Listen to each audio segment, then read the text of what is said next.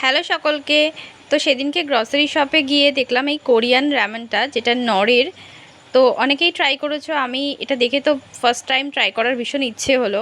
তো নিয়ে এলাম, বাড়িতে নিয়ে এসে প্যাকেটটা খুলেই দেখলাম এর ভেতরে দুটো প্যাকেট রয়েছে, যেটার ভেতরে একটা রয়েছে ভেজিস আর একটা রয়েছে এর মশলাটা।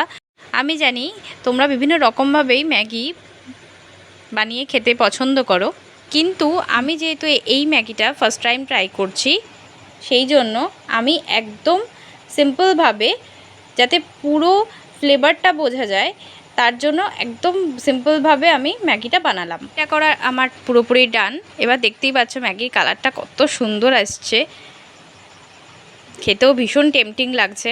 সাথে গাজর, টমেটো, বিনস, এই ভেজিসগুলো রামেনটাকে আরও ফ্লেভারফুল করে তুলছে। তোমরাও এই রামেনটা ট্রাই করে কমেন্টে জানিও কেমন লাগলো। চলো টাটা।